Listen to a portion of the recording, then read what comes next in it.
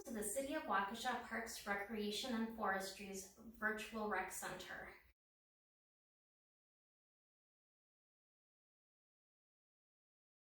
The way to wrap is by always wrapping using a box so that you don't have any odd corners or rough edges that are just hard to wrap around. The next thing that you're going to need is a sharp pair of scissors, something good for cutting ribbon, some invisible or scotch tape, and of course, some gift wrap, whatever your favorite happens to be. As you can see, this gift wrapping paper has grid lines, which makes it easier to get an even cut, but it's not necessary if you don't have them. So the first thing that you want to do is obviously you want to open up your box and arrange whatever you're putting inside of it using tissue paper or whatever else you want to use in order to make it look nice. Once you have your box put together, you're going to put the top side upside down so that the bottom of the package and the edges are facing up. I always try to use the wrapping paper in a direction that I'm going to get the most out of the roll. So for this one, I know that the package is going to fit the long way, and you can measure by simply taking your package all the way to the edge of the gift wrap and turning it so that you have all four corners. Obviously, if you get to the end of your paper before your box is completely turned, you're going to run out of paper and you're going to have to do it the long way instead. So what I do first is I look at the box and I make sure that the edge of the paper has enough to cover the edge of my box.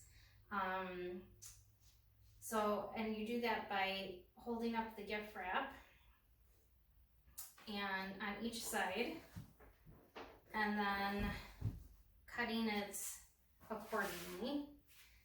I can use my grid lines since this paper had grid lines, and I see that it's approximately 2.5 squares. So I can go ahead and cut 2.5 squares width on this side as well.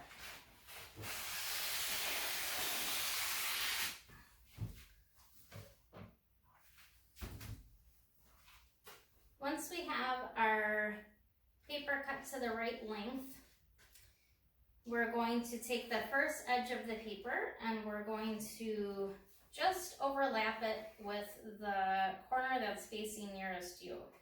So we want to overlap the edge by about 1/2 inch or an inch, whatever you're comfortable with and whatever extra paper you accounted for.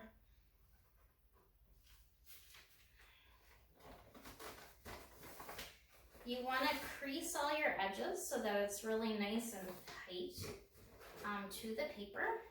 And then you're just going to use a little bit of your invisible or scotch tape to secure it to your box.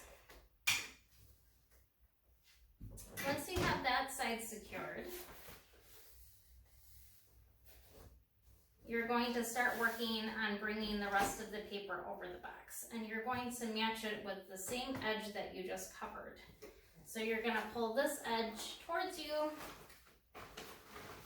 and then firmly kind of press down on the side, on the top of the paper, so you get a nice tight crease on your edges,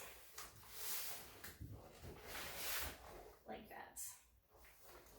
Once you have your crease marked, you can go ahead and cut this edge of the paper.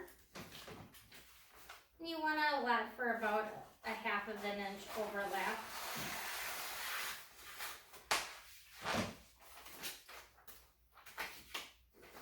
Once we have that edge cut, we're going to fold it under and make a crease so that the paper is now, the right side is folded under. So So if you did it correctly, your edges should meet on the edge that was covered by your first fold. Go ahead and put another piece of tape to hold that down. Again, because you crease the edges of the wrap, it should be nice and tight. Like so.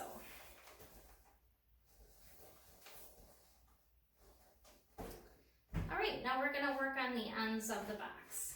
And we're gonna do this by folding these ends in, and you want it to be flush against the end of your box. Once you have that, you can go ahead and crease the corners on each side. Your flap is going to be on one of the corners. Go ahead and fold that over. And you can do either the top side in first or the bottom in first, whatever you want to do. I would just recommend keeping it consistent on both sides of the box. Go ahead and crease all your edges, fold the top down. I'm going to do a little trimming here. So then we're going to go ahead and use just a smidge more tape to hold that edge down. And then you can go ahead and fold this end up. And again, go ahead and take it all the way up to the end of the box. And then fold that rough edge in. Again, use a little more tape to secure the end. Now, if you have double-sided tape, you could put it inside of the edge and use that too, and then nobody would be able to see your tape. That gives a really nice finish to your package as well. I just try to use little pieces of tape and it works pretty well. So then we're going to go ahead and do the same to the other side of the box by folding these in. Doing a nice crease on each side.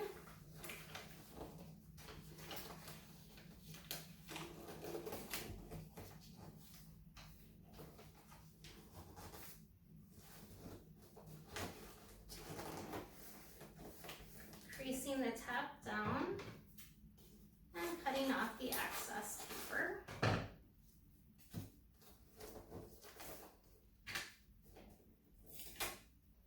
Oopsie, running out of tape.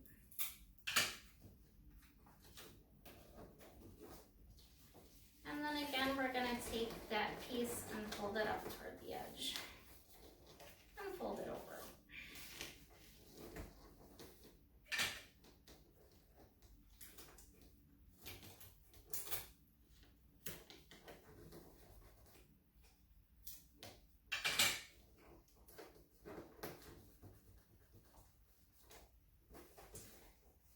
Now, if you're following along, your seam is most likely facing up since this was the bottom of the box. So once you turn it around, you'll have no seams on the top of your box. Now, once you have this done, your gift is obviously wrapped, and now we can go ahead and put a bow on it. I'm going to show you a really easy way to do a gift wrapping bow that just involves a stapler. So get your stapler out and get some ribbon. Usually something with a wire is really nice because it fluffs up really easily. But if you don't have anything like that, curling ribbon or just one of those cheap Christmas bows that you can buy in the bags work as well. So we're going to go ahead and I'm going to look at the gift wrap and see which way the print is going. I kind of have the design going in both ways, so I could probably put the bow the long way, or I'm sorry, across this way or across this way. I think I'm going to do it the long way today. So you're going to put the ribbon so that it overlaps by a couple of inches. Like that. You're gonna try to get it nice and tight, and then you're gonna take your stapler and staple right through both sides of the ribbon.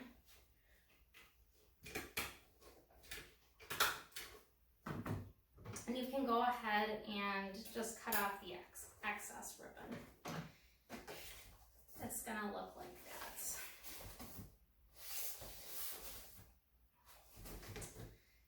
Now for the next step, we're going to make the actual bow part.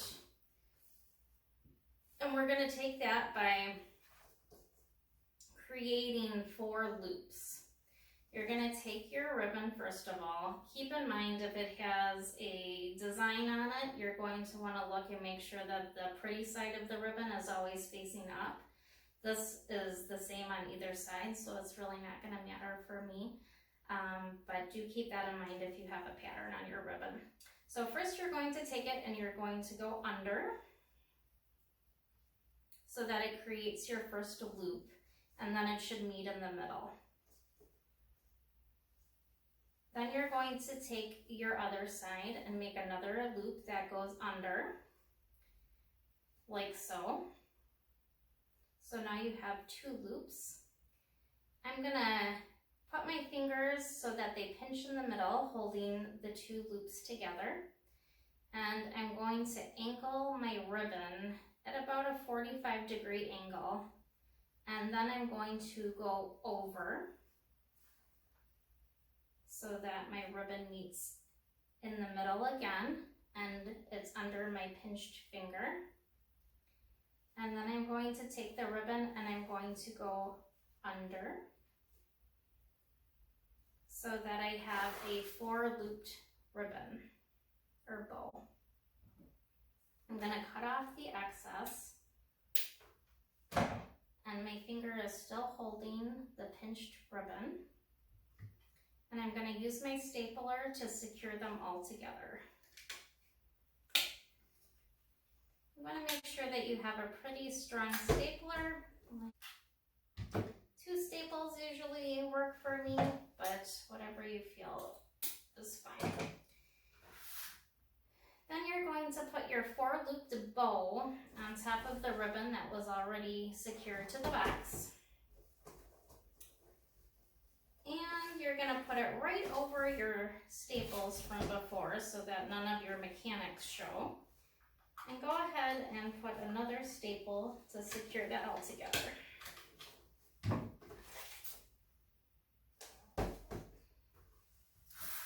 Then you want to take another piece of ribbon. These are going to be your bow ends. And you're going to start like you're gonna tie a shoe, like a shoestring knot.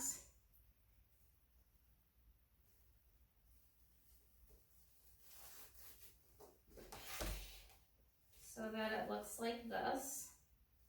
Now at this point, you can take the knot of your bow and twist it so that it goes underneath. You don't want to see the knotted side. So you have just the flat side of the ribbon or the loop. Once you have that, you can pull your ends the opposite direction of each other as tight as you can, because that's going to help the ribbon fluff out nicely. And then you're going to tuck the top side under.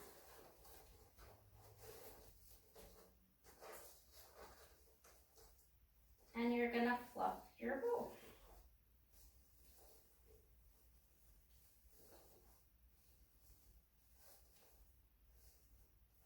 Now if you have a wired ribbon, obviously that's going to help you get a really nice fluff to your ribbon. And then you just want to work the ribbon a little bit with your fingers to get all the rough edges off. And once you do that, you can either do the end at an angle like that, Or you can do a fishtail end for your ribbon, and you do that by folding the two corners together and then cutting at an angle from the middle out to the end point. And if you can see, there's a triangle there. That makes a really nice finish to your bow. I'll probably just do an angle here, keep it simple so that they both match.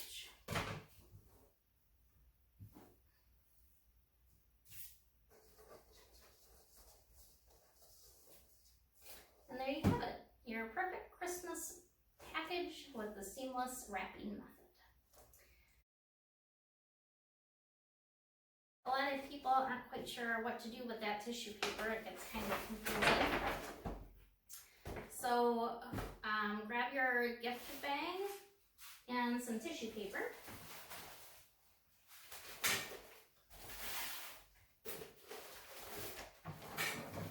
And you're gonna just do this one sheet at a time.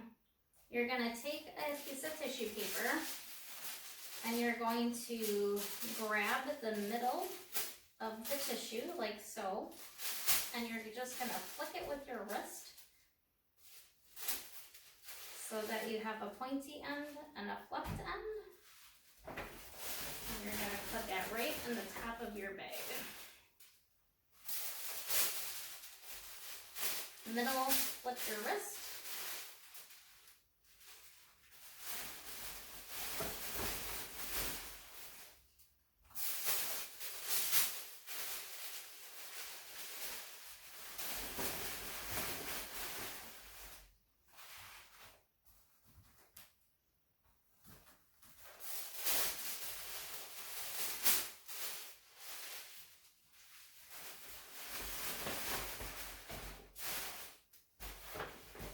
And there you have it, the perfectly stuffed gift bag.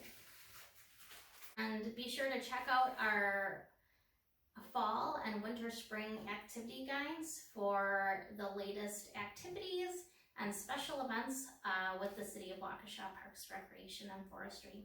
Thanks guys, happy holidays.